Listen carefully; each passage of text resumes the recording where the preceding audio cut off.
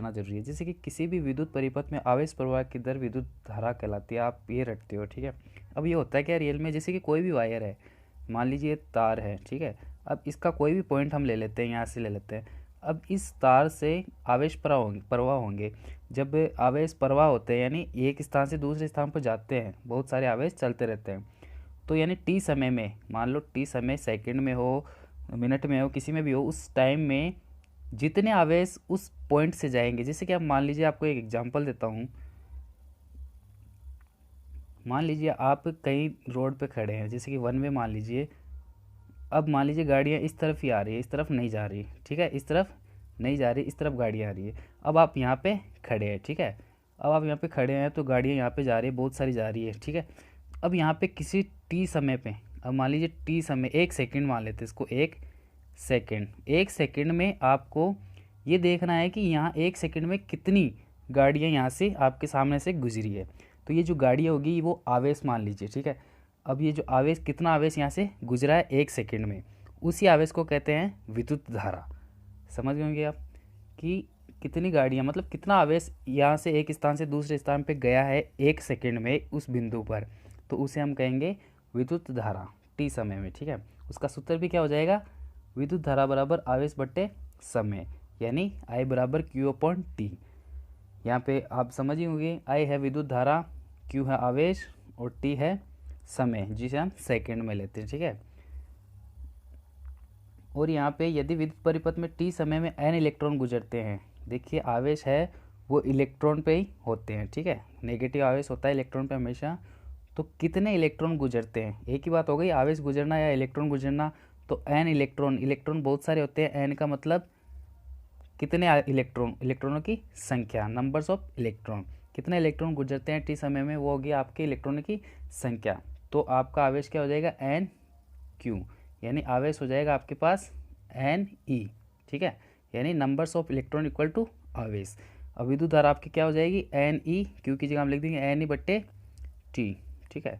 और एक इलेक्ट्रॉन पर आवेश, ये चीज़ आप ध्यान रखना, एक नंबर की आपके पास आ सकती है कि एक इलेक्ट्रॉन पर आवेश की मात्रा कितनी होती है।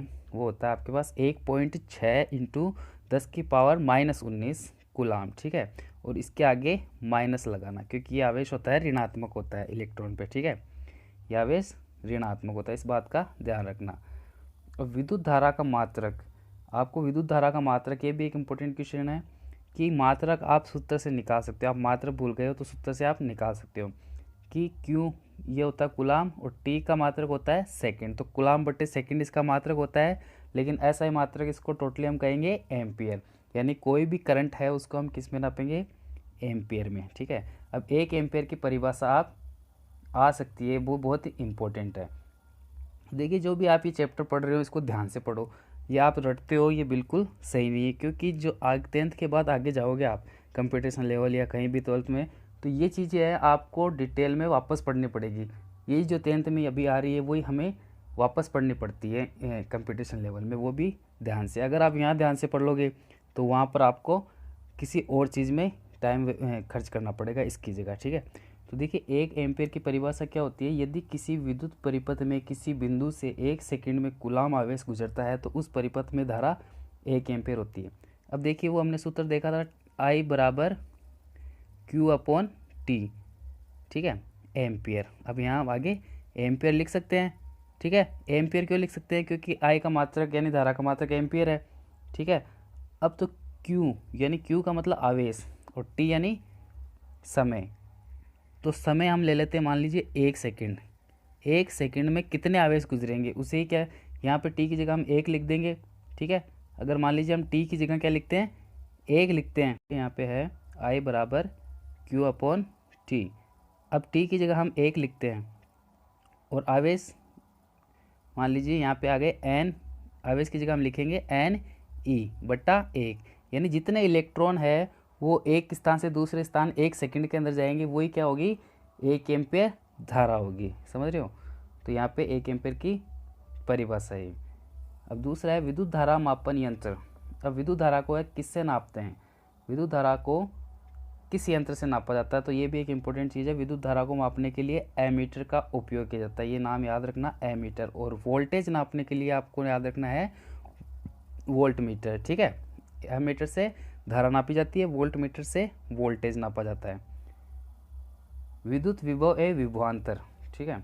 अब देखिए यहाँ पे किसी विद्युत परिपथ में एकांक धनावेश को एक बिंदु से दूसरे बिंदु तक लाने में किया गया कार्य उन दोनों बिंदुओं के मध्य विभवांतर के बराबर होता है। दो बिंदु ए तथा बी के मध्य विभवांतर V A minus V B बराबर किया गया कार्य बट्टे आवेश। ये जो V A minus V B है ये विभवांतर कहलाता है, जिसका सूत्र होता है डब्लू बट्टे क्यू, यानी किया गया कार्य बट्टा आवेश। यदि बी बिंदु अनंत पर हो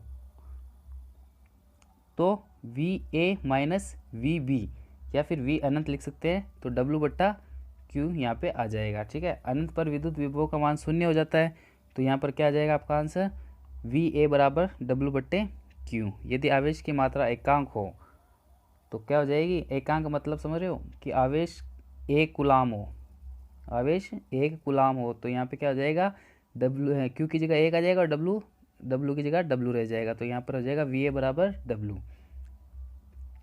तो अर्थात आपकी परिभाषा क्या होगी, अगर आवेश एक कूलाम हो तो किया गया कार्य क्या कहलाता है, विद्युत विभव कहलाता है। देखिए यहाँ पे परिभाषा भी है कि अर्थात एकांक धनावेश को अनंत से विद्युत क्षेत्र में किसी बिंदु तक लाने में किया गया कार्य विद्युत विभव कहलाता है।